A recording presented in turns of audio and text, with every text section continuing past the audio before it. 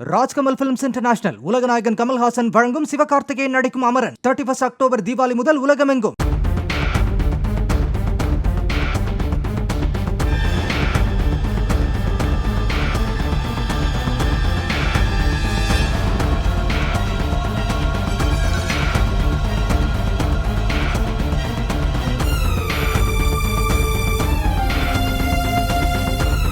சங்கராபுரத்தில் போலி நகைகளை காட்டி தங்கம் என விற்க முயன்ற 5 நபர்களை பொதுமக்கள் உதவியுடன் காய்கறி கடைக்காரர் பிடித்து போலீசில் ஒப்படைத்தார். காய்கறி கடை நடத்தி வரும் பார்த்திபனை சந்தித்த புலம்பெயர் தொழிலாளர்கள் 5 பேர் தாங்கள் பெங்களூருவில் அரண்மனை ஒன்று இடித்தபோது கிடைத்த 2 கிலோ எடை கொண்ட தங்க கொத்துமல்லி மாலையை விற்பனை செய்ய உள்ளதாக தெரிவித்துள்ளனர். அவர்களின் நடவடிக்கையில் சந்தேகம் ஏற்பட்டதால் பிடித்து போலீசில் ஒப்படைக்கப்பட்ட நிலையில் அது போலி என தெரிய வந்ததால் 5 பேரும் கைது செய்யப்பட்டனர்.